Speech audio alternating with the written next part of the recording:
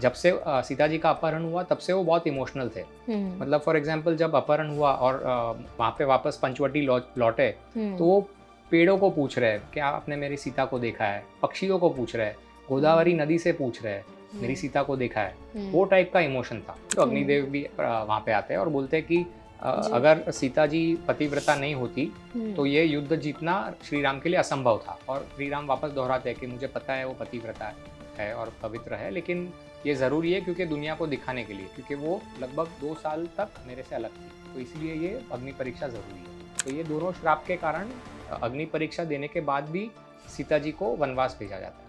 बाप रे, it was a very difficult journey या फॉर प्रभु श्री राम आल्सो, मतलब Both. भगवान भी नहीं बचे, जो हम स्ट्रगल वाली जर्नी हाँ, कहते हैं। कर्म है तो कर्मफल है ही, मतलब उसमें से कोई नहीं छूट सकता है। जब कर्म किया है तो कर्मफल तो होगा ही।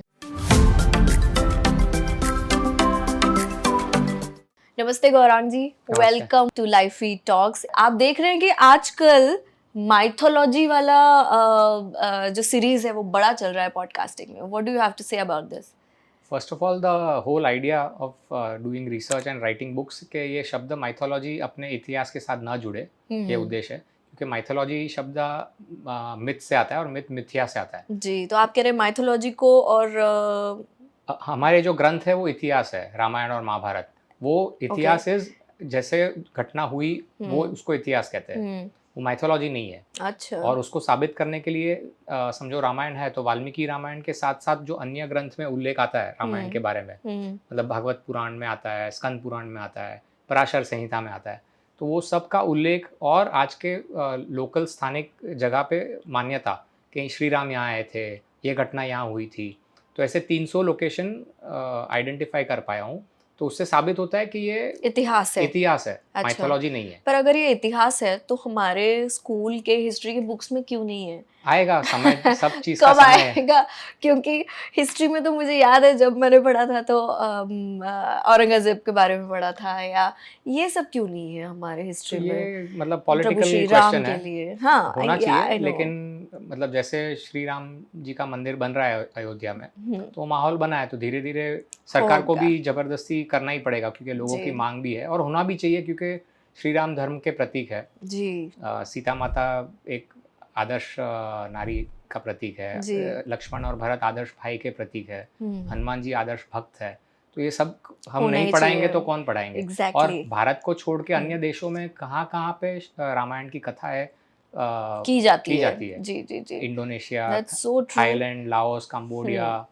And school is the first place जहाँ से हमारी फ्यूचर जनरेशन हमारे हिस्ट्री के बारे में सीख सकती है। हाँ, करेक्ट। करेक्ट। जी। जैसे आप कह रहे हैं कि अयोध्या में भी श्री राम मंदिर की स्थापना कर हो रही है, और यही टॉपिक है आज हमारा, और मैं कब से चाह रही थी कि हम प्रभु श्री राम जी के बारे में बात करें। तो मुझे एक बात बताइए, युद्ध हुआ, राम जी जीत गए, सीता जी को रावण को मारने के बाद जब प्रभु श्री राम सीता जी से मिले, तो ये ये मिलन कैसा था? राम जी ने सीता जी से क्या कहा तभी? ठीक है, तो सबसे पहले रावण को मारने के बाद विभीषण का राज्याभिषेक हुआ और राज्याभिषेक के बाद राम जी ने हनुमान जी को भेजा सीता माता के पास जी। कि उनको आप मैसेज दीजिए और विभीषण को बोल के उनको बुलाया। जी। तो जब हनुमान जी आए मैसेज लेके सीता जी के पास से तो उनको बाद में ध्यान में आया कि मतलब इमोशनल है, तो मैं थोड़ा उसको शब्द का प्रयोग सोच रहा हूँ कैसे करूँ। तो इमोशनल हो गए श्री राम। जी। और वो सिर्फ वही क्षण में नहीं, वो उनके पूरे जब से सीता जी का अपहरण हुआ तब से वो बहुत इमोशनल थे। मतलब फॉर एग्जांपल जब अपहरण हुआ और वहाँ पे वापस पंचवटी लौटे तो वो पेड़ों को पूछ रहे हैं क्या आपने मेरी सीता को देखा है, पक्षियों को पूछ रहे हैं, गोदावरी नदी से पूछ रहे हैं मेरी सीता को देखा है। वो टाइप का इमोशन था। जी। फिर वो जब किष्किंधा पहुंचे तो वसंत ऋतु का समय था। वसंत ऋतु मतलब रोमांटिक सीजन, मौसम अच्छा होता है, फूल खिले होते हैं, तो तब वो भावुक हो जाता है पंप सरोवर पे और सीता जी को याद करते हैं कि ये मेरे लिए बहुत असंभव है जीना, इतना खूबसूरत मौसम है और मेरी पत्नी नहीं है। जी। फिर मतलब वर्षा ऋतु जब शुरू होती है और तब वो बोलते हैं कि ये जो बादल गरज के पानी बरस रहा है, ऐसे लग रहा है कि कोई रो रहा है कि मैं मेरी पत्नी से अलग हूँ, वो टाइप का माहौल था। दूसरा मतलब आप सोचेंगे कि कौन सा पुरुष पास्ट में, प्रेजेंट में या फ्यूचर में भी नहीं होगा कि हजारों किलोमीटर जो चलेगा अपनी बीबी को ढूंढते हुए, मतलब असंभव है ये, गाड़ी में भी कोई नहीं घूमेगा शायद। और श्री राम अपनी जान पे खेल के हजारों किलोमीटर चले, कितने सारे राक्षसों को बीच में, अयोमुखी थी, फिर कवन था, उनसे लड़ाई की, फिर वाली से लड़ाई की, फिर राम सेतु बनाया। मतलब ये भी एक अद्भुत है, कौन सा पति अपने पत्नी के लिए राम सेतु बनाएगा, तो वो बनाया। और फिर रावण के साथ युद्ध हो रहा था, तो पहली बार जब आमने सामने आए दोनों, तो राम ने रावण को नहीं मारा, वो भावुक हो गए कि मतलब इसके दिल में अभी भी खराब विचार है मेरे पत्नी के बारे में, तो मैं इसको नहीं मारूंगा, उसको हरा के छोड़ दिया बेइज्जत करके। अच्छा। तो फर्स्ट टाइम जब युद्ध हुआ दोनों में, तो उन्होंने उनके सीने पे वार नहीं किया रावण के। तो ये टाइप की भावनाएं थी। तो जब हनुमान जी मैसेज लेके आता है कि सीता जी ठीक है और प्रसन्न है कि रावण का अंत हुआ है, तो तभी भी वो भावुक हो जाते हैं और मतलब आंख भर आती है। और फिर विभीषण को बोलते हैं कि रथ भेजिए। तो जब सीता जी सामने आती है, तो उसके पहले जस्ट थोड़े पहले क्या हुआ होता है कि रावण का मृत शरीर देख के मंदोदरी आती है महल से बाहर, और रावण ने कई सारी महिलाओं को अगवा किया होता है, और कई सारी महिलाएं अपने खुशी से उसके साथ थी। तो वो देख के भी शायद उनका मन विचलित हो गया होगा श्री राम का, कि कैसे कैसे महिलाएं राक्षस के महल में थी। तो जब सीता जी आती है, तो श्री राम विवरण करते हैं युद्ध का, कि कैसे युद्ध हुआ, कौन कौन प्रमुख योद्धा थे जो मरे, मतलब इंद्रजीत, कुंभकर्ण, वैसे विवरण करते हैं। और फिर अंत में कहते हैं कि पुरुषार्थ से जितना हो सकता है मैंने उतना किया है, अभी आप फ्री, आप मुक्त हो, आपको जहाँ जाना है आप जा सकते हो, मैं आपको नहीं ले सकता। नहीं, सीता जी को बोलते हैं कि अभी मैं आपको नहीं ले सकता हूँ, मेरे से जितना हो सकता है मैंने उतने पुरुषार्थ से इतने योद्धाओं को हराया, रावण को हराया, तो मैं नहीं ले सकता हूँ आपको, आप अभी मुक्त हो, आपको जहाँ जाना है आप जा सकते हो। तो सीता जी बहुत दुखी हो जाती है, उनको घाव लगता है, तो बोलता है कि मैं पतिव्रता हूँ, आप मेरे बारे में, दूसरे महिलाओं का आचरण देख के मेरे बारे में ऐसा नहीं सोच सकते हो। लेकिन पूरे सभा में कोई कुछ बोलता नहीं है।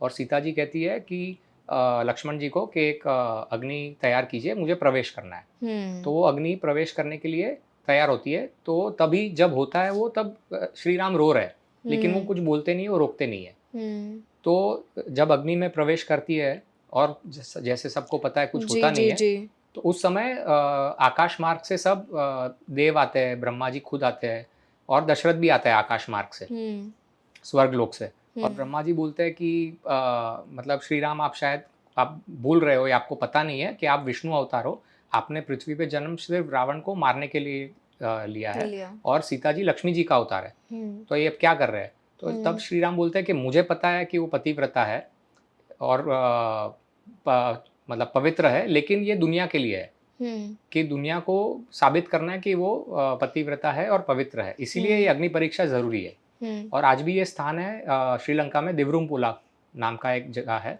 तो वहाँ पे ये अग्नि परीक्षा हुई थी। और ऐसे आज भी श्रीलंका के लोग मानते हैं कि आज यहाँ पे किसी ने यहाँ पे कोई वचन लिया, तो उसका मतलब वो सत्य है। तो ब्रह्मा जी के ये वचन के बाद दशरथ जी भी सीता जी को आशीर्वाद देते हैं कि आपका जो चरित्र है वो सब महिलाओं में सर्वश्रेष्ठ माना जाएगा। और तब अग्निदेव भी आते हैं, अग्निदेव आके बोलते हैं कि क्योंकि अग्नि परीक्षा हुई है, तो अग्निदेव भी वहाँ पे आते हैं और बोलते हैं कि अगर सीता जी पतिव्रता नहीं होती, तो ये युद्ध जीतना श्री राम के लिए असंभव था। और श्री राम वापस दोहराते हैं कि मुझे पता है वो पतिव्रता है और पवित्र है, लेकिन ये ज़रूरी है क्योंकि दुनिया को दिखाने के लिए, क्योंकि वो मतलब लगभग 2 साल तक मेरे से अलग थी। तो इसलिए ये अग्नि परीक्षा ज़रूरी है। So there was no such movement like जब ये वॉर खत्म हुआ, ये युद्ध खत्म हुआ और दोनों मिले हैं and there is a sweet talk और नथिंग लाइक दैट।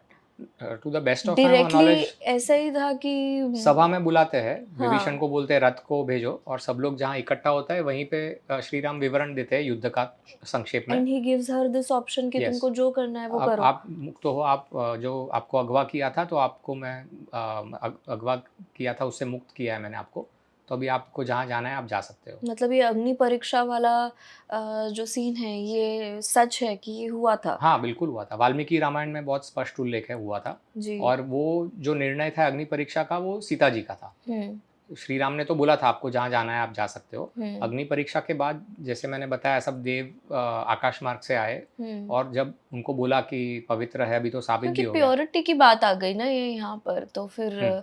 उन्हें भी she also had to accept the challenge and so she did it and she came out a या winner. But what is the story of Maya Sita? ये माया हाँ, सीता की story क्या है? जहाँ हाँ। तक मैंने पढ़ा है कि Maya Sita is double of Sita, yes. जो अग्नि परीक्षा में जो असली सीता थी हुँ। वो नहीं गई थी हाँ, अग्नि परीक्षा में, माया सीता ने हाँ, अग्नि परीक्षा दी थी। हाँ। तो ये क्या स्टोरी है? तो ये कहानी अन्य ग्रंथों में है। तो हुँ, इसका उल्लेख ऐसे है कि जो रावण का चरित्र था वो बहुत ही दुष्ट चरित्र था। जी। उसने कई महिलाओं के साथ दुर्व्यवहार किया था। नरसी हुँ, पुराण में उल्लेख है कि उसने कई अप्सराओं और राजकन्याओं को अगवा किया था। जी। उसने व्यास महाभारत में उल्लेख है कि रावण ने रंभा नाम की एक अप्सरा के साथ बलात्कार किया था। अच्छा। और पुंजिका स्थला के साथ बलात्कार का उल्लेख वाल्मीकि रामायण में है। हुँ, और एक वामन पुराण जो है उसमें उल्लेख है, एक वेदवती नाम की एक कन्या थी, हुँ, तपस्वी कन्या थी, योगिनी थी। हुँ। वो कुशध्वज की बेटी थी। अच्छा। उसने तपस्या की थी विष्णु जी से विवाह के लिए। तो उसने तपस्या के स्थल के नाम के भी उल्लेख है वामन पुराण में, गंधमादन पर्वत, पुष्कर और कुरुक्षेत्र। जी। और आज भी कुरुक्षेत्र में वेदवती तीर्थ है, बलवंती नाम का एक गाँव है वहाँ पे। हुँ, तो पुष्पक विमान में जब रावण आकाश मार्ग से जा रहा है, तो वो नीचे देखता है एक कन्या तपस्या कर रही है। तो हुँ, वो नीचे आके बोलता है वेदवती को कि क्या कर रही हो, और मतलब जब पता चलता है तो बोलता है विष्णु जी के लिए क्यों इतना मेहनत हुँ, कर रही हो, मुझसे विवाह करो। हुँ। मैं मतलब उसका पूरा ग्लोरीफाई करके बताने का प्रयास जी, करता जी, है। जी। और जब वेदवती नहीं मानती है तो उसको पकड़ लेते हैं वो अपने उसके महिला के हुँ, बाल से। हुँ, तो वेदवती अपने हाथ को तलवार कर देती है कन्वर्ट, और हुँ। बाल काट के अग्नि में प्रवेश करती है। अच्छा। और प्रवेश करने के पहले श्राप देती है कि तेरे अंत का कारण मैं बनूंगी। और ये वेदवती का श्राप जो है वो वेदवती कुंड है, सीतामाई गांव है कुरुक्षेत्र में आज भी। गांव हुँ, का नाम भी सीतामाई है। हुँ। तो यहाँ पे वेदवती ने अग्नि में प्रवेश किया था, और फिर बाद में वो अग्नि की पत्नी स्वाहा के साथ रही। अच्छा। और बाद में अभी दूसरे ग्रंथों में उल्लेख आता है कि हुँ, जब रावण ने सीता जी का अपहरण किया था, तब हुँ, वो एक्सचेंज हो गए थे दोनों। तो इसका हुँ, उल्लेख है देवी भागवत में, स्कंद पुराण में और कूर्म पुराण में। तो वो जब एक्सचेंज हुआ था, वो कहाँ हुआ था उसका उल्लेख नहीं है, लेकिन मेरे अनुमान से जो लक्ष्मण रेखा बनाई थी, हुँ। जो मतलब फायरी आग, अग्नि जी, से भरी हुई जी। रेखा थी। हुँ। तो वो जब क्रॉस किया था, और लक्ष्मण रेखा का उल्लेख वाल्मीकि रामायण में नहीं है, तुलसीदास रामचरितमानस में है। हाँ। तो वहाँ पे है। तो वो वहाँ पे हुआ होगा, या फिर जब रावण ब्राह्मण का रूप लेके आया था, उसको खाना लेने के लिए वो रसोई में गई, तो वहाँ की रसोई की अग्नि में शायद वो सीता हुँ। और माया सीता का एक्सचेंज हुआ होगा। तो अच्छा। जैसे मैंने बताया कि वो माया सीता या वेदवती किडनैप हुई थी, उसका उल्लेख देवी भागवत, कूर्म पुराण हुँ, और स्कंद पुराण में है। हुँ। और जब अग्नि परीक्षा हुई, तब अग्निदेव माया सीता को रिप्लेस को कर रिप्लेस देते कर हैं। देते हैं, और रियल सीता से। रिक्वेस्ट भी करते हैं, श्री हुँ, राम से विनंती करते हैं कि आप वेदवती से विवाह कर लीजिए, क्योंकि उनको विष्णु से विवाह करने के लिए उन्होंने बहुत सारी तपस्या की है। तो हुँ। तब श्री राम बोलते हैं कि नहीं, मैं सीता जी से एकदम डिवोटेड हूँ, मुझे और कोई कन्या से नहीं विवाह नहीं करना करना है। है, जी। करूँगा भी नहीं, लेकिन मैं आगे के कोई जन्म में उनके साथ विवाह करूँगा। हुँ। वैसे करके वो ये कहानी यहाँ पे आती है। ओके। और वो बाद में होता भी है, स्कंद पुराण में वो स्टोरी कंप्लीट होती है। हुँ। जो तिरुपति में जो बालाजी का स्वरूप है विष्णु जी का, जी, जी, और जी। जो पद्मावती वहाँ पे जो कन्या है, हुँ, पद्मावती मंदिर भी है तिरुपति में। हुँ। जी, तो ये वहाँ पे विष्णु जी का विवाह पद्मावती से होता है, जो वेदवती वेदवती है। वेदवती की दूसरी इन्कार्नेशन है, मतलब करेक्ट। द दूसरा जो जन्म नेक्स्ट लिया था। जन्म। हाँ, ओके, ओके। तो दिस इज़ वो हाउ द उनका जो स्टोरीज़ वचन आर। पूर्ति है, वो वचन पूर्ति कलयुग में होती है। तो ये हुँ। कहानी है। This is how the stories are connected. Yes. Okay. तो अब आते हैं हम जब प्रभु श्री राम अयोध्या वापस हुँ, लौटे। तो जब ये वापस लौटते हैं प्रभु श्री राम, लक्ष्मण, सीता 14 साल के वनवास के बाद, तो ये जो रीयूनियन है, जब माता कौशल्या प्रभु श्री राम को गले लगाती है, हुँ, सुमित्रा लक्ष्मण जी को गले लगाती है और ये दोनों सीता जी को गले लगाती है। तो ये रीयूनियन कैसे था? ओके। तो इसमें विवरण ये है कि जब पुष्पक विमान में ये चलते हैं श्री राम, सीता जी, लक्ष्मण जी और वानर के जो प्रमुख सेनापति थे, सुग्रीव, हनुमान जी, जामवंत और विभीषण भी आते हैं। तो सीता जी के कहने पे फिर वो रामेश्वरम का कहानी हमको जी पता है जी कि वहाँ जी। पे ज्योतिर्लिंग की स्थापना होती है और प्रायश्चित करते हैं श्री राम रावण को मारने के लिए। अच्छा। और फिर सीता जी रिक्वेस्ट करती है कि रूमा और तारा को भी ले लेते हैं किष्किंधा से। मतलब तारा यानी वाली की पत्नी और रूमा यानी सुग्रीव की पत्नी। तो फिर वो रामेश्वरम से किष्किंधा पुष्पक विमान उतरता है। वहाँ पे वो दोनों रूमा और तारा को ले लेते हैं और फिर वापस जब हवाई मार्ग से चलते हैं तो श्री राम बताते हैं कि यहाँ पे पंप सरोवर पे मैं आपको याद करके रोया था, आपको याद कर रहा था। The places. हाँ, फिर थोड़ा आगे चलते तो जटायु का यहाँ पे अंत हुआ था और उनका अंतिम संस्कार किया था। फिर पंचवटी का कॉटेज उनका देखते हैं, अगस्त मुनि का आश्रम देखते हैं, गोदावरी क्रॉस करते हुए फिर वो पहुँचते वो हैं उन्हें बताते हैं सारा। भरद्वाज ऋषि के वहाँ पे। तो भरद्वाज ऋषि के प्रयाग, जो आज का प्रयागराज है, वहाँ पे उतरता है पुष्पक विमान। तो ये मैं इसलिए बता रहा हूँ कि मतलब श्री राम डायरेक्ट भरत जी को नहीं मिलने गए, अयोध्या नहीं गए। तो जिन्होंने उनको मदद की थी वहाँ पे भी वो रुके, भरद्वाज ऋषि से मिले। अच्छा। और बाद में हनुमान जी को आगे भेजा कि जो निषाद राज है गुह, जिन्होंने उनको केवट की नाव की जो कहानी है, तो उनको जाके बताओ कि मैं आ रहा हूँ। मतलब वो दोस्ती की मतलब बहुत अच्छा उदाहरण है कि मैं भूला नहीं हूँ, आपने मुझे मदद की थी, लेकिन मैं अब बता रहा हूँ कि मैं 14 साल के बाद आया हूँ, तो मैं आ रहा हूँ, आप भी प्लीज अयोध्या आइए।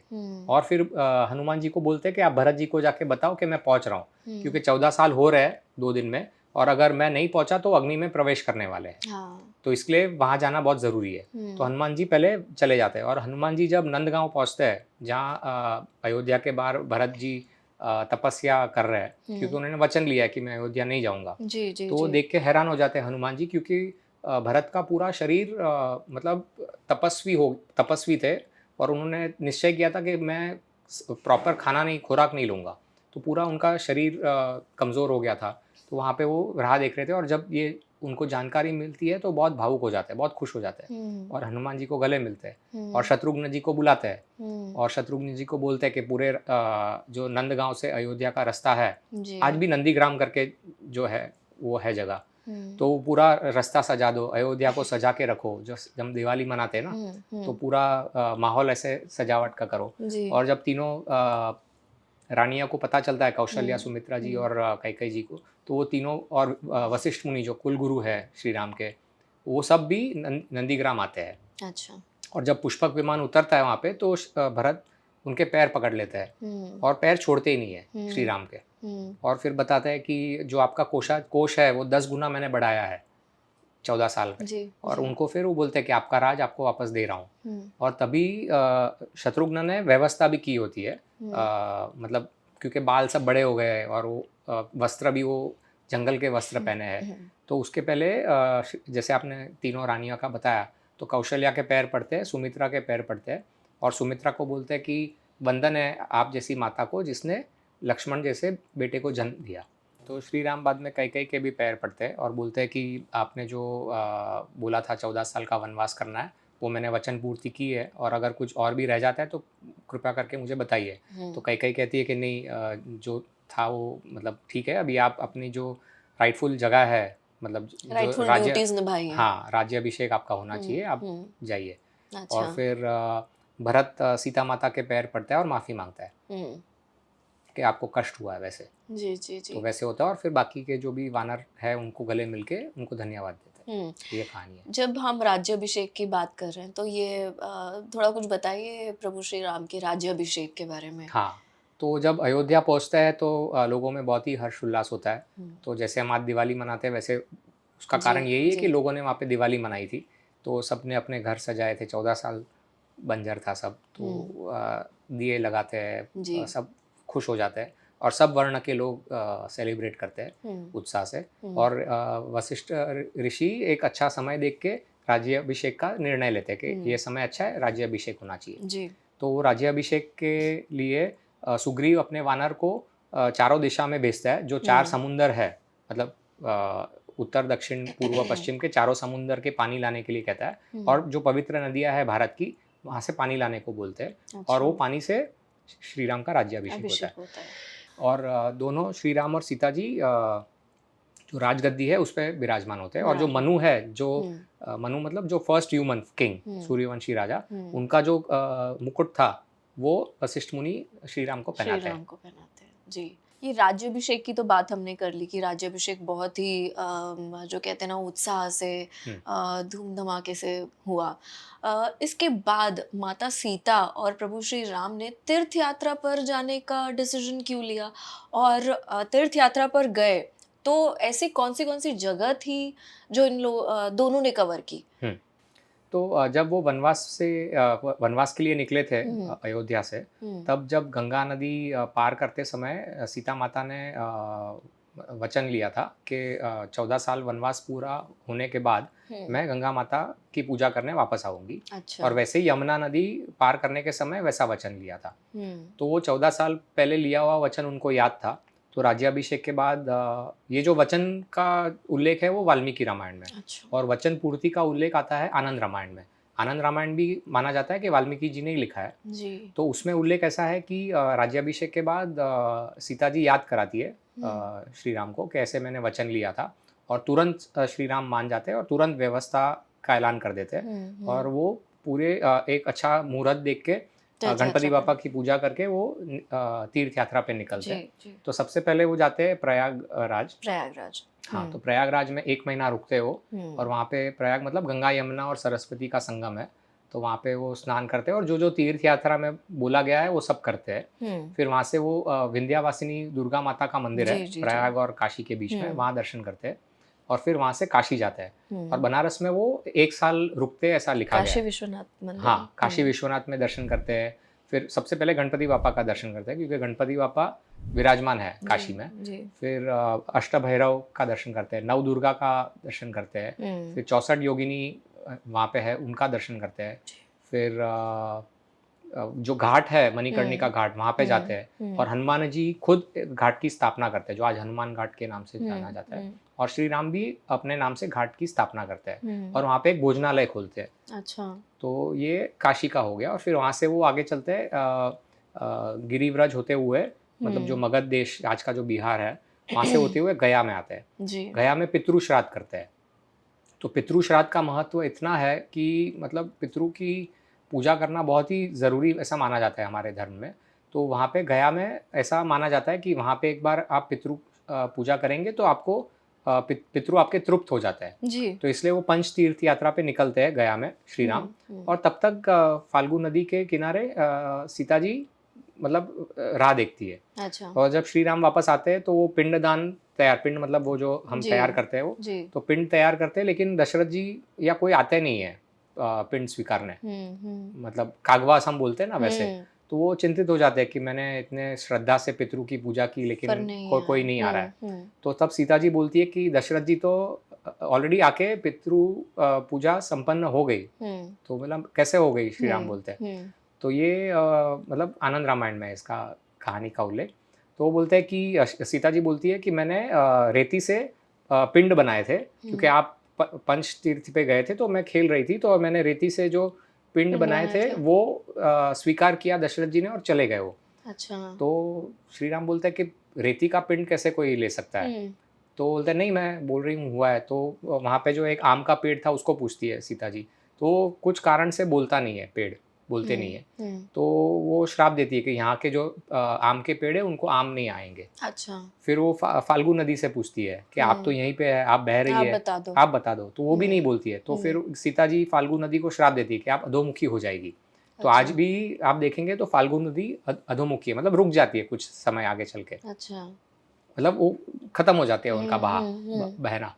फिर वो बाद में ब्राह्मण को पूछते हैं वहाँ पे, तो ब्राह्मण भी बोलते नहीं है। तो ब्राह्मण को श्राप देती है सीता जी कि आप हमेशा पैसों के लिए पैसों से आपको तृप्ति नहीं मिलेगी। तो हम देखते हैं ना कभी कभी ब्राह्मण का व्यवहार, तो वो सीता जी का श्राप है समानता है। फिर वो बिल्ली को पूछती है तो बिल्ली भी कुछ नहीं बोलती है। तो बोलते हैं कि बिल्ली को भी श्राप देती है कि मतलब उसकी पूंछ को अपवित्र करके श्राप देती है। फिर गौ माता को पूछती है तो गौ माता मुंह फेर लेती है। अच्छा। तो सीता जी श्राप देती है कि आपकी जो पूंछ है वो पूजी जाएगी। और फिर बाद में एक पीपल के पेड़ को पूछती है तो पीपल का पेड़ भी कुछ नहीं बोलता है। तो वो पीपल के पेड़ को भी बोलता है कि आप यहाँ पे स्तब्ध हो जाएंगे, वो पर्टिकुलर पेड़, जी। और बाद में सूर्य देव को पूजा करती है। तो सूर्य देव बाद में प्रकट होते हैं और श्री राम को बोलते हैं कि सीता जी जो कह रही है सच है, और तब तक दशरथ जी भी आ जाते हैं आकाश मार्ग से जी। और बोलते हैं कि ये जो कह रही है वो सच है, इसने पिंडदान दिया था। और गया में क्या होता है कि इतने बार, मतलब दशरथ जी कहते हैं कि इतनी दुविधाएं हो कभी कभी आती है कि पिंडदान देना और लेना संभव नहीं होता है, इसलिए मैंने देखा कि उपलब्ध है पिंड, तो मैंने वो ले लिया, स्वीकार किया। अच्छा। सीता जी का। और बाद में वो श्री राम का पिंड भी लेके आकाश मार्ग से चले जाते हैं। तो ये जी। गया का हो गया। और फिर बाद में कुछ लोकल फोकलोर के हिसाब से बिहार टूरिज्म डिपार्टमेंट ने भी कुछ जगह आइडेंटिफाई की है जहाँ पे इन्होंने तीर्थ यात्रा की तीर्थ थी। यात्रा है, हाँ, ट्रैवल किया हाँ, था, बराबर। सीता चरण है, सीता थापा है, बिहार हम्म। में से 2 जगह है, मुंगेर और मदनपुर के जी। आसपास। और फिर वहाँ जी। पे वो वापस अयोध्या लौटते हैं। जी। तो ये एक तीर्थ यात्रा इधर का हो गया। फिर दूसरी जगह जो तीर्थ गए थे वो धर्मारण्य क्षेत्र में गए थे, जैसे मैंने पहले बताया, वो जो उत्तर का गुजरात का भाग है वहाँ पे गए थे। और फिर वहाँ से शिव पुराण में उल्लेख है कि वो सोमनाथ में शिवलिंग ज्योतिर्लिंग का दर्शन करते हैं। तो वो एक तीर्थ यात्रा की थी उन्होंने। और फिर दूसरी एक तीर्थ यात्रा करने वो कुरुक्षेत्र जाते हैं। अच्छा, so they traveled a lot. They travelled a lot and मतलब it was a royal convoy. Convoy का डिस्क्रिप्शन भी है कि पूरे बहुत सारे नौकर कैसे चाकर के ट्रैवल साथ, करते थे वो, जैसे रथ था ना तभी, हाँ। और मतलब बहुत सारे सामान के साथ, बहुत सारे ब्राह्मण ऋषियों के साथ, और जहाँ जहाँ रुकते थे वहाँ ब्राह्मण ऋषि प्रवचन करते थे, तो शाम को प्रवचन सुनते थे, सत्संग होता था। तो ऐसे बहुत खूबसूरत उल्लेख है। और आज भी हम मानते हैं कि सूर्य ग्रहण के समय कुरुक्षेत्र में लोग जाते हैं, कुछ लोग, मान्यता है। तो वैसे कहाँ जाते हैं? ब्रह्म सरोवर है कुरुक्षेत्र अच्छा। में, वहाँ पे स्नान लेने का एक महत्व है। और भी महत्व होगा, मेरे ध्यान में इतना है। जी। तो स्कंद पुराण में लिखा गया है कि वो 17 यज्ञ भी करते हैं कुरुक्षेत्र में, और वो यज्ञ 12 साल चलता है वैसे। तो ये सब इतने सारे तीर्थ यात्रा की उन्होंने। ओके। तो प्रायश्चित करने के लिए जब जब युद्ध खत्म हुआ, प्रभु श्री राम और लक्ष्मण ने कई राक्षसों को मारा, इनका वध किया। अब प्रायश्चित करने के लिए ये प्रभु श्री राम और लक्ष्मण कहाँ कहाँ गए? तो इसकी कहानी जो है वो ऐसे है कि हनुमान जी जब राज्याभिषेक हो गया और सब सेटल हो गया, तो हनुमान जी इच्छा करके कैलाश की तरफ जाते हैं कि शिव जी का दर्शन किया जाए। तो वहाँ पे नंदी जी उनको रोक लेते हैं कि आप आगे नहीं जा सकते हो। तो हनुमान जी बोलते क्यों क्यों ऐसा क्यों? तो बोलते हैं कि आपने कई राक्षसों को मारा है, तो और आपने प्रायश्चित नहीं किया है। तो आप प्रायश्चित किए बिना कैलाश में आपको मतलब जाना नहीं चाहिए, नहीं जाने दे सकता हूँ मैं। तो हनुमान जी बोलते हैं लेकिन मैंने राक्षसों का अंत किया, वो धर्म की रक्षा के लिए किया। बोलते धर्म की रक्षा के लिए किया, लेकिन कर्म जो है उसका कर्म फल तो आना ही आना है और उसका प्रायश्चित करना ही है आपको। तो वो पूछते कि कैसे करूं? तो वो बोलते कि आपको प्रायश्चित नर्मदा के तट पे आप तपस्या कीजिए, शिव जी को याद कीजिए, पार्वती जी को याद कीजिए, तो आपका प्रायश्चित हो सकता है तब। तो तब नर्मदा के तट पे जहाँ नर्मदा समुंदर में मिलती है उस तरफ जाके तपस्या करते हैं। और कई साल तपस्या हनुमान जी करते हैं, तब शिव जी प्रकट होते हैं और उनको तब उनका प्रायश्चित होता है राक्षसों को मारने का। और ये जो स्थान है वो आज भी, ये कहानी स्कंद पुराण में है, लेकिन उसको पैरेलल हम देखेंगे तो भरूच जो है गुजरात में, जहाँ नर्मदा का संगम है समुंदर में, वहाँ पे नीलकंठेश्वर महादेव मंदिर है। और वही मंदिर में शिवलिंग के साथ साथ हनुमान जी की मूर्ति है। तो मेरे मान्यता के हिसाब से वो यहीं पे तपस्या की होगी। अच्छा।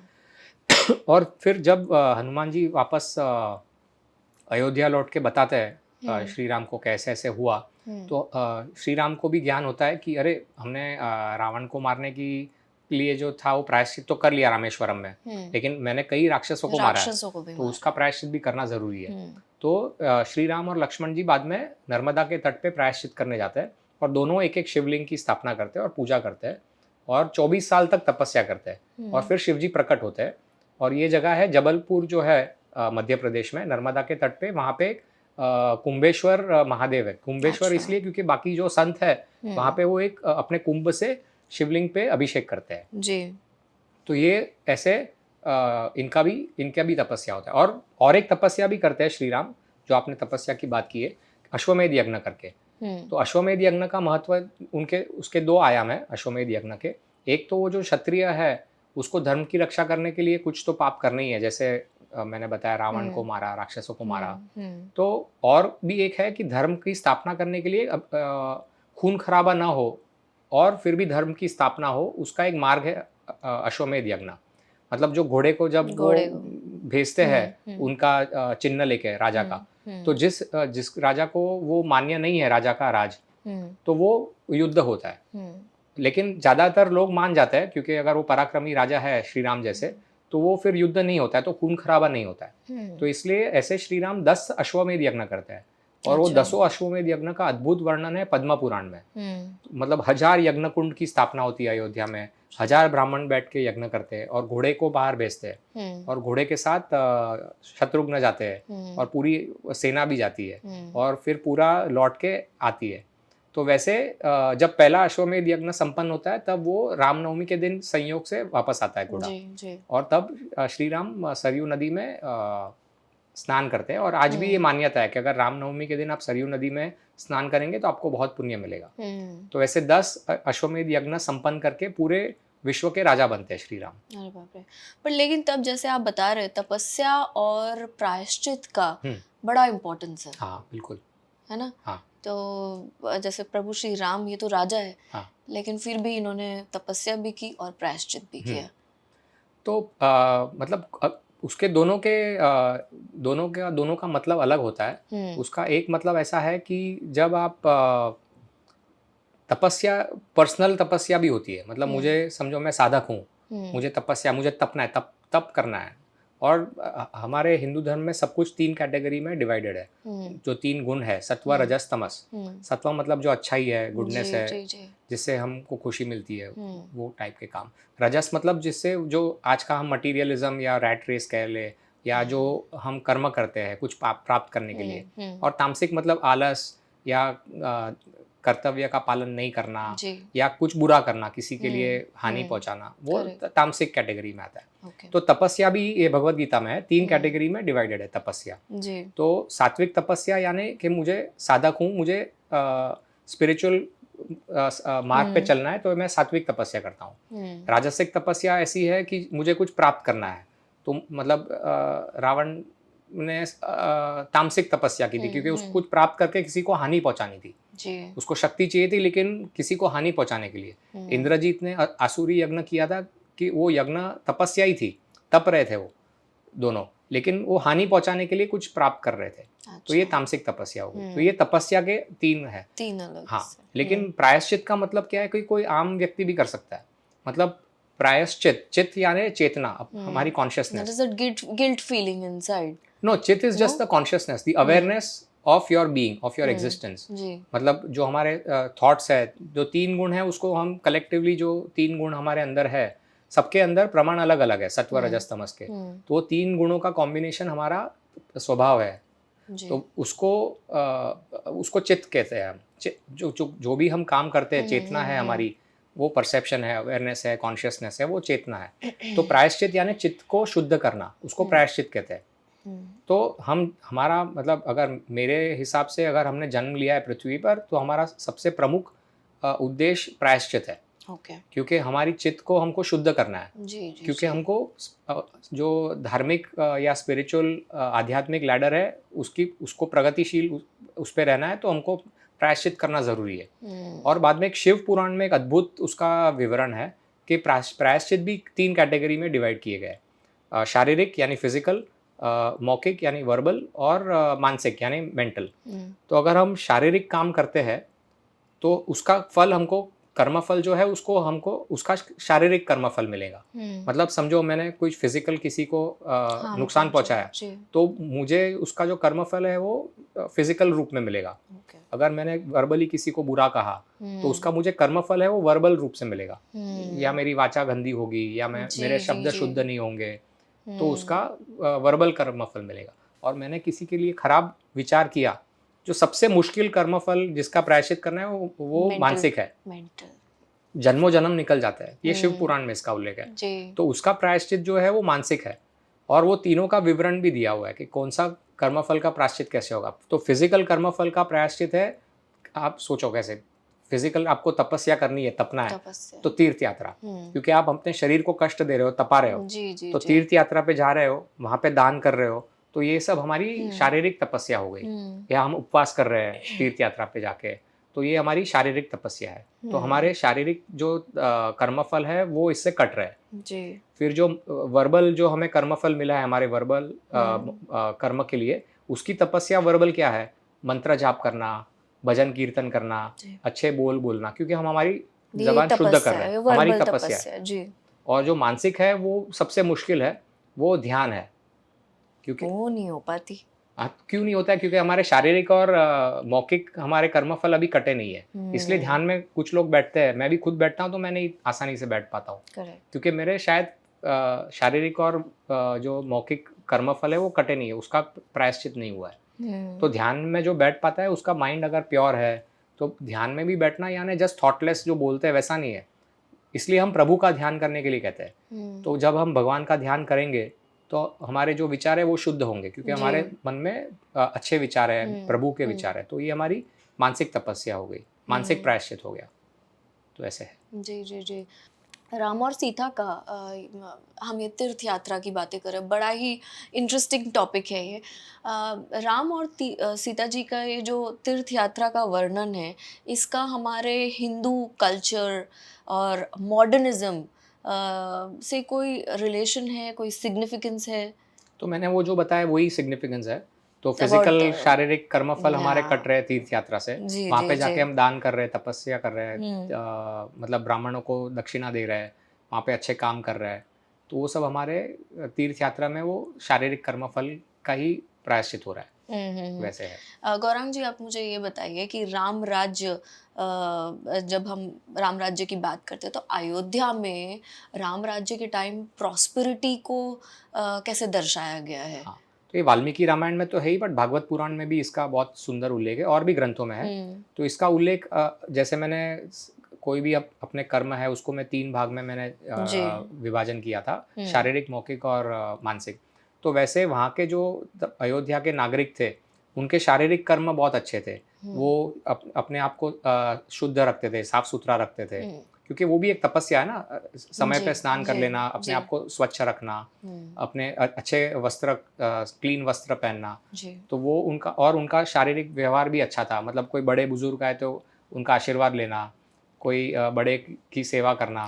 तो जी। वो सब शारीरिक उनके जो गतिविधियाँ थी बहुत अच्छी थी।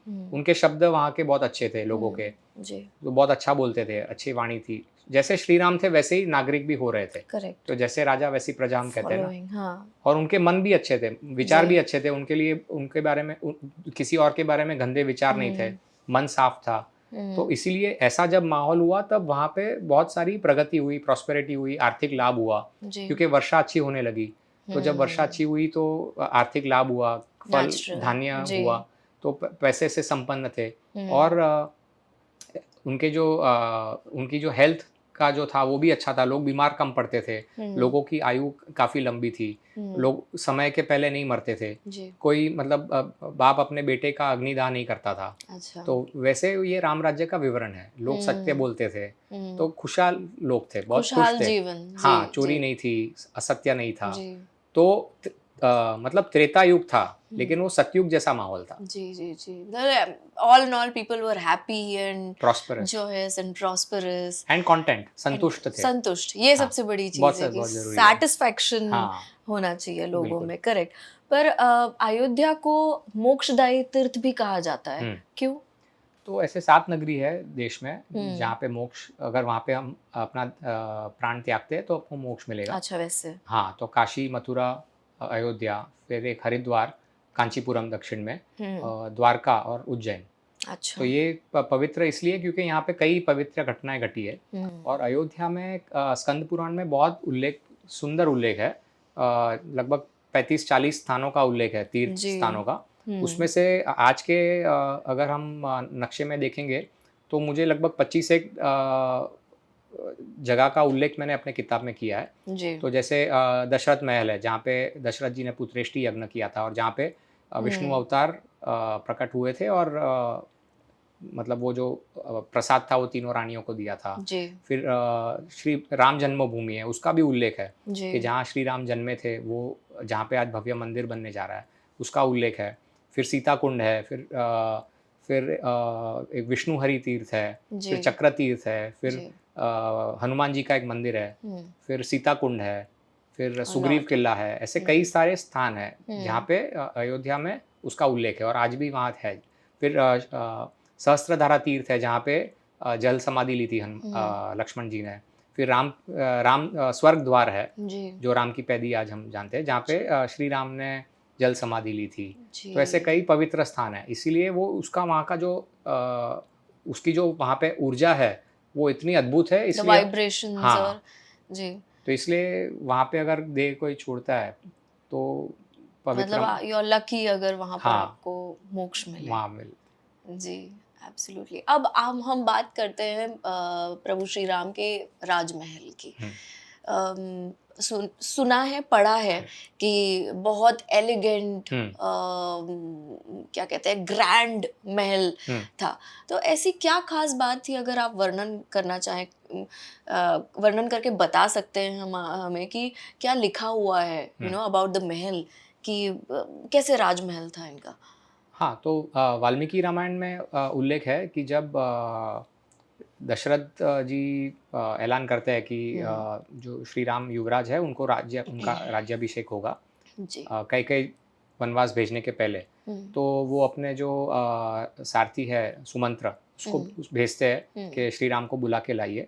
हुँ। तो वो जब जाते हैं तब उसका उल्लेख दिया है वाल्मीकि रामायण में कि महल कैसा था। तो जी। बहुत ही भव्य महल था, बहुत बड़ा था। उसके कंपाउंड में थोड़े छोटे-छोटे तालाब थे। हुँ, उसमें मतलब लोटस फ्लावर थे, जी। पक्षी थे खूबसूरत, मोर हुँ, थे, हुँ, बहुत सारे पेड़ थे, अच्छे हुँ, खूबसूरत फल और फूल थे और महल भी अद्भुत था, मतलब हीरे मोती से जड़ा हुआ था। हुँ। सोने के फर्नीचर थे, जी, बहुत आलीशान पर्दे थे, पंखे मतलब पीकॉक मोर के पंखे थे, जी, जी। तो वो टाइप का वर्णन है। हुँ। और झूले पे बैठे थे श्री राम जब सुमंत्रा वहाँ पहुँचते हैं, जी। तो उस किस्म हुँ। का वर्णन है उनके जी, महल जी, का। जी, जी। अगर हम बात करें सीता माँ और प्रभु श्री राम की, तो इनका रूटीन का भी वर्णन किया हुआ है कि कैसे हाँ, इनका रूटीन हुआ करता था, ये क्या करते थे इनकी रूटीन में, when they got back to Ayodhya. हुँ, और ये संध्या वंदना जो है, ये भी हमने कई बार पढ़ा है कि संध्या वंदना भी किया करती थी हुँ, सीता माँ। हुँ। तो ये क्या होता है? हाँ, तो इसमें 2 प्रश्न हैं। तो दिनचर्या ऐसा था कि हुँ, उसका उल्लेख आनंद रामायण में है, लेकिन मैं हुँ, संध्या वंदना के बारे में पहले बता देता हूँ। हुँ, तो सुंदरकांड वाल्मीकि रामायण में जो है, उसमें जब हनुमान जी जाते हैं लंका सीता जी को ढूँढने, तो काफ़ी लंका में ढूँढते हैं लेकिन मिलती नहीं है। फिर वो अशोक वाटिका में आते हैं जी। और एक छोटी-सी नदी के वहाँ रुक जाते हैं हुँ, और क्योंकि सुबह होने वाली होती है और वो सोचते कि अगर सीता जी यहाँ पे है, तो वो जी, यहाँ ज़रूर आएगी क्योंकि संध्या वंदना का समय हो रहा है। हुँ, और नदी के तट पे ज़रूर आएगी। जी, तो महिला भी करती थी संध्या वंदना। अच्छा। तो और सच में सीता जी वहाँ आती है उस समय और मतलब और लोगों ने भी की है संध्या वंदना। संध्या वंदना क्या होता है? तो संध्या वंदना जैसे आपने कई लोगों को देखा होगा वो नदी के तट पे सूर्य को पानी अर्घ देना। अर्घ्य देते हैं, तो वो हुँ, है क्या लेकिन उसमें प्रोसेस जो है वो प्रक्रिया अलग-अलग लोग अलग-अलग तरीके से करते हैं, लेकिन मोटा-मोटी उसमें प्राणायाम है, आचमन, फिर तर्पण, फिर मतलब सूर्य को पानी चढ़ाने का जो मैंने हुँ, बोला वो हुँ, और ओम प्रणव मंत्र का उच्चार और गायत्री मंत्र का उच्चार। जी, तो ये तो सभी प्रक्रिया में इतने भाग कॉमन है। हुँ, तो हम मतलब गायत्री मंत्र यानी जो वेदों का सार है, जी, जी, उसका जी। उल्लेख हम करते हैं हुँ, और 3 समय होता है। जब हुँ, सूर्योदय होने वाला होता है तभी, फिर जब सूर्य एग्ज़ैक्ट हमारे सिर के ऊपर होता है तभी और हुँ, सूर्यास्त जब सूर्य आधा ढल चुका होता है तभी। तो ये 3 समय पे करते हैं। गायत्री मंत्र, संध्या संध्या वंदना। वंदना, हाँ, तो हाँ, 3 समय करने का मतलब रिकमेंडेशन है। ओके। तो जब जैसे जो कर पाए जी, तो। जी, जी, and about the routine you were saying? तो sandhya vandana is a part of the dinacharya. तो हुँ, आनंद रामायण में श्री राम और जी, सीता जी का दिनचर्या का उल्लेख है। तो हुँ, वो सुबह उनको उठाने के लिए संगीतकार और मतलब म्यूज़िक वाले आके उनको मधुर वाणी अच्छा, से उठाते थे। ऐसा ऐसा उल्लेख गुड है। मॉर्निंग या उठो डायरेक्टली नहीं उठो नहीं ये कुछ नहीं नहीं नहीं, था। तो मधुर संगीत और वाह। वाणी सुन के वो उठते थे। ओके। फिर उठ के वो फ्रेश होके संध्या वंदना करके फिर अपने मतलब श्रृंगार का उल्लेख है, सीता जी श्रृंगार करती थी और बहुत ही खूबसूरत उल्लेख है कि श्री राम मतलब उनका जो प्रेम भरे शब्द से उनको मोहते थे। मतलब नई नई हम्म। शादी हुई हो तो वैसे वो टाइप का जी जी उनका जी। बिहेवियर था। तो हम्म। सीता जी को बहुत प्रसन्नता होती थी और वो हम्म। तैयार होती थी और फिर मतलब उनका बाद में जो राज्य के प्रति उनकी जवाबदारी थी वो। Then the duties. हाँ, और फिर शाम के समय सूर्यास्त के समय संध्या वंदना हम्म। करके खाना खा लेते थे जी। और खाना खाने के बाद वो मंदिरों में सत्संग करने, भजन कीर्तन करने जाते थे हम्म। और फिर उसमें मतलब धार्मिक वार्तालाप भी होती थी और हम्म। श्री राम धार्मिक प्रवचन करके सीता जी को जीवन मुक्त बना दिया था उन्होंने। मतलब अच्छा। सीता जी को जीवन मुक्त कहा गया है आनंद रामायण में। जीवन मुक्त। हाँ, मतलब मोक्ष, लेकिन हम अभी भी जीवित हैं लेकिन हमको मोक्ष का ज्ञान हो गया है, हम हम्म। वैसे। मतलब दोनों की लाइफ मैरिड लाइफ नॉर्मल सी पर नॉर्मल लौट से आई थी। ज़्यादा मतलब हाँ। जीवन मुक्त होना एक अद्भुत चीज़ है। जी, जी, जी। लेकिन गौरांग जी अग्नि परीक्षा देने के बाद भी अपनी निष्ठा, लॉयल्टी प्रूव करने के बाद भी प्रभु श्री राम ने सीता जी को वनवास फिर से क्यों छोड़ दिया? हाँ, तो इसका कई ग्रंथों में उल्लेख है हुँ, और कुछ ग्रंथों में नहीं है। मतलब तो इसमें कुछ लोग बोलते हैं कि वनवास नहीं भेजा था, लेकिन मैं मानता हूँ कि भेजा होगा क्योंकि पद्म पुराण में इसका उल्लेख है। उल्लेख है। तो इसमें ऐसा है कि जब 10,000 साल राज किया था श्री राम ने सीता जी के साथ मिलके, हुँ, तो हुँ। उसके बाद सीता जी उनको खबर देती है, अच्छी खबर कि वो गर्भवती है जी, और श्री राम बहुत खुश हो जाते हैं और बोलते हैं, "आप माँगो, आपको जो चाहिए मैं देने को तैयार हूँ।" बराबर। तो सीता जी बोलती है कि इतने आर्थिक मतलब सुविधाएँ हैं, आर्थिक कुछ भी नहीं चाहिए, जी। लेकिन जो ऋषि है, उनकी जो पत्नियाँ हैं, उनको वनवास के बाद और तीर्थ यात्रा के बाद मैं मिली नहीं हूँ, उनके पास मुझे जाके उनको मिलना है। हुँ, हुँ। तो श्री राम तुरंत मान जाते हैं कि ठीक है, मैं कल की कल आपको भेज देता वाल्मीकि जी हूँ। के आश्रम में का जो समूह हुँ, है, जहाँ पे अन्य हुँ। ऋषि और उनकी जी, जी, पत्नियाँ हैं, जी। वहाँ पे भेजता हूँ। जी। तो ऐसे तय हो जाता है और हुँ, फिर जब वापस वो अपने सभा में आते हैं, तो वहाँ पे वो जब सबने सुना है कि वो उनका जो गुप्तचर है, वो आके उनको बताता है कि धोबी ने क्या बोला। तो मतलब फिर वो अपने तीनों भाइयों के साथ एक बैठक में चले जाते हैं प्राइवेट श्री राम हुँ, और बोलते हैं कि ऐसा-ऐसा मैं नहीं सहन कर सकता हूँ कि हुँ, कुछ महिलाएँ इसका मैंने जो किया सीता जी के साथ कि हुँ, वो कितने महीनों तक किसी पराये व्यक्ति के वहाँ रही और हुँ, मैंने वापस उसको स्वीकार किया अग्नि परीक्षा के हुँ, बाद। हुँ। लेकिन आज कुछ महिलाएँ उसका दुरुपयोग कर रही है। जी। मतलब अन्य पुरुष के साथ रह के वापस बोल रही है कि श्री राम ने लिया तो आप क्यों नहीं ले रहे हो मुझे वापस? अच्छा। तो ये गलत मैसेज जा रहा है। तो ये हुँ, मैं राजधर्म के खिलाफ है।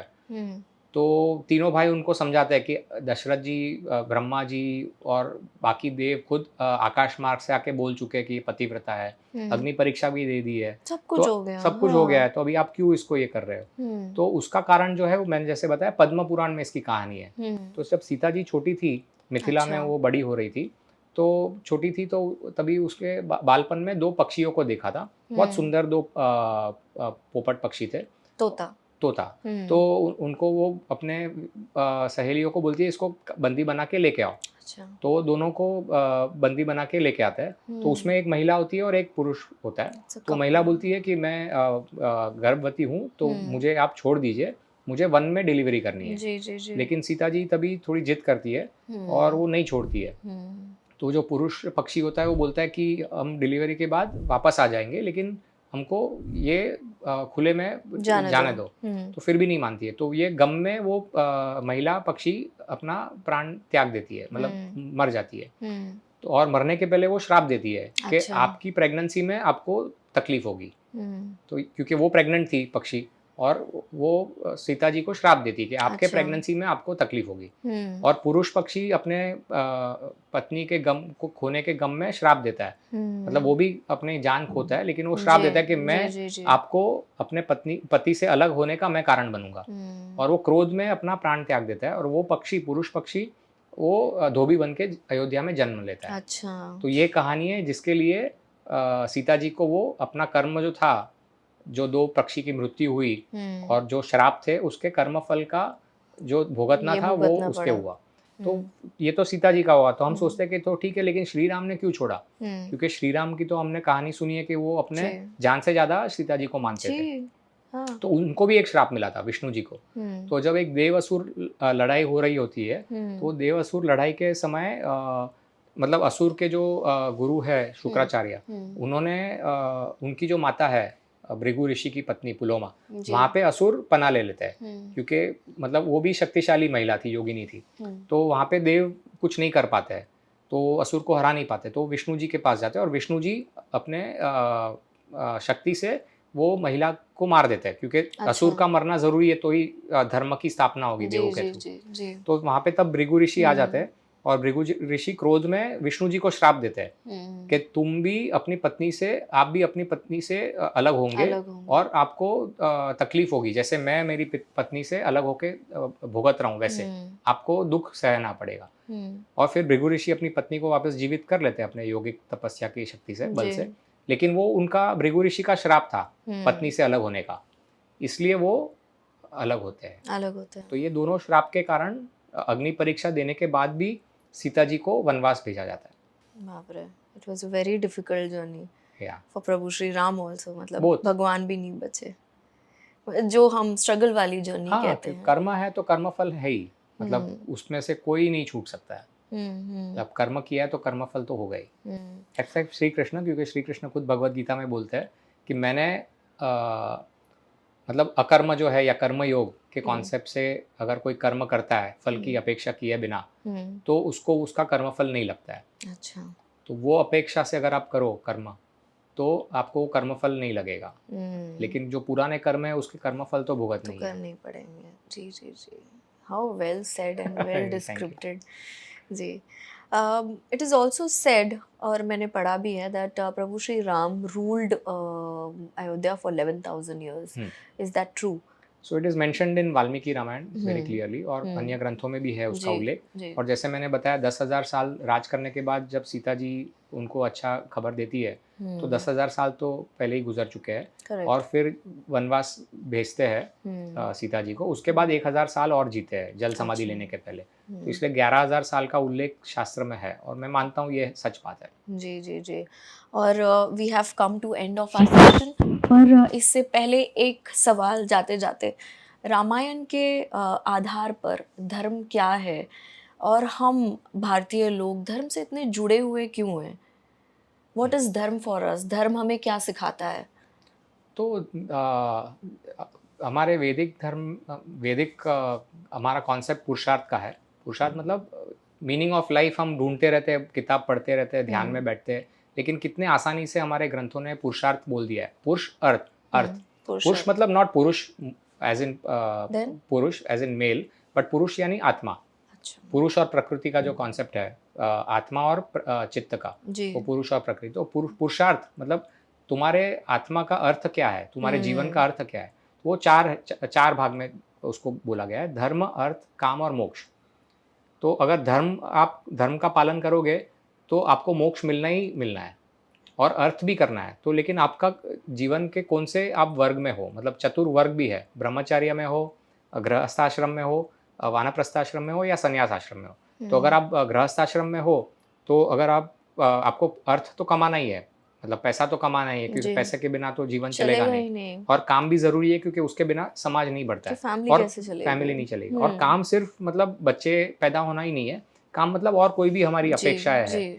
मतलब अगर हमको कोई प्रसिद्धि चाहिए, तो वो भी मतलब एक डिजायर है, काम ही है वो। तो काम और अर्थ भी पुरुषार्थ है। तो वैसा नहीं है सिर्फ आप मोक्ष करो, संन्यास करो, वैराग्य करो, सिर्फ धर्म करो, लेकिन अर्थ और काम धर्म के आधार पे होना चाहिए। तो अगर अर्थ का आप आधार धर्म कर देते हो, मतलब आप धार्मिक रीत से आप अर्थ कमाते हो, पैसा कमाते हो, नाम कमाते हो, तो आपको वो मतलब आपका वो उसको फलेगा वो आपको। तो इसलिए वो धर्म के आधार पे अर्थ कमाना चाहिए, और काम भी धर्म के आधार पे होना चाहिए। मतलब अर्थ के बिना, धर्म के बिना अगर आप काम कर रहे हो, मतलब जो आप इलिसिट गैर कानूनी काम या गैर रिलेशन में जाते हो, हाँ, तो वो धर्म के आधार पे नहीं है, तो वो काम की मान्यता नहीं है हमारे शास्त्र में। तो धर्म के आधार पे अर्थ और काम का पालन होना चाहिए। और धर्म के दूसरे आयाम भी है, मतलब आपका आप कौन से वर्ग में हो। जैसे मैंने बताया ब्रह्मचर्य, तो अगर आप स्टूडेंट हो तो आपका धर्म क्या है, तो आप अगर शिष्य हो तो आपका धर्म है पढ़ाई करना जी। तो आपका वो धर्म है। अगर आप गृहस्थ आश्रम में हो तो पुरुष या पति का धर्म भी है और स्त्री धर्म भी है। स्त्री धर्म है। तो पति का क्या धर्म है, पत्नी की रक्षा करना, जी। माँ बाप की रक्षा करना। मतलब उसके शास्त्र बहुत क्लियर है कि एक पुरुष के लिए मेल के लिए सबसे बड़ा जो दैविक जो व्यक्ति है वो माँ है। माँ जी। और जैसे हम स्त्री के लिए बोलते हैं उस पति परमेश्वर, तो सब लोग बोलते हैं कि वो तो थोड़ा मतलब सेक्सिस्ट हो गया, जेंडर ये हो गया। जी, जी, लेकिन same thing applies to male also ना, उसके लिए सबसे बड़ा परमेश्वर अपनी माँ है।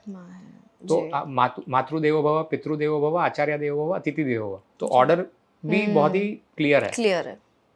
तो वो धर्म का वो परिभाषा हो गया। अभी राजा है तो उसका राज्य धर्म क्या, राज्य का धर्म क्या है। तो श्री राम का राज्य धर्म था कि अपने जो प्रजा है उसका उद्धार होना चाहिए, तो उसके लिए सही एग्जाम्पल सेट होना चाहिए, उसकी रक्षा करनी चाहिए, ब्राह्मणों की रक्षा, फिर महिलाओं की रक्षा, जो दुर्बल है उनकी रक्षा, राज्य की प्रगति, तो वो सब भी उसके धर्म में आता है। तो वो उसका धर्म हो गया। तो वैसे ब्राह्मण का भी धर्म है। ब्राह्मण का धर्म क्या है, ब्राह्मण सिर्फ जन्म से नहीं है, जन्म से उसको एक हेड स्टार्ट मिलता है क्योंकि उसके पूर्व जन्म के कर्म ऐसे है कि उसका स्वभाव ब्राह्मण वृत्ति का है। ब्राह्मण मतलब क्या, जो ब्रह्म को जानता है, ब्रह्मन को जानता है। ब्रह्मन यानी परमात्मा। तो जो ब्रह्मन को जानता है उसको ब्राह्मण कहते हैं। और वो कैसे जानता है, शास्त्र का अभ्यास करना, शास्त्र को फॉलो करना, शास्त्र का ज्ञान लोगों को देना, यज्ञ करना, धार्मिक काम करना, लोगों को धर्म के रास्ते पे लेके जाना, तो वो ब्राह्मण का कर्तव्य धर्म है। फिर क्षत्रिय धर्म क्या है, जैसे मैंने बताया राजधर्म, तो सोल्जर का धर्म है। तो वैसे ही हम सभी के अलग अलग धर्म हैं। हाँ, और हमें वो फॉलो करना है वैसे। जी, तो thank you Gaurang ji again, बहुत बहुत धन्यवाद। आप जिस डीप तरीके से बताते हैं ना एक एक स्टोरी के बारे में, डीप इनसाइट्स है, जो नॉलेज आप हमें शेयर करते हैं, that is like beautifully explained. धन्यवाद, थैंक यू अगेन, आपने बुलाया उसके लिए धन्यवाद। Thank you again. और हम आशा करते हैं कि और बहुत सारे पॉडकास्ट एपिसोड्स आपके साथ करें। जी, सो थैंक यू, धन्यवाद।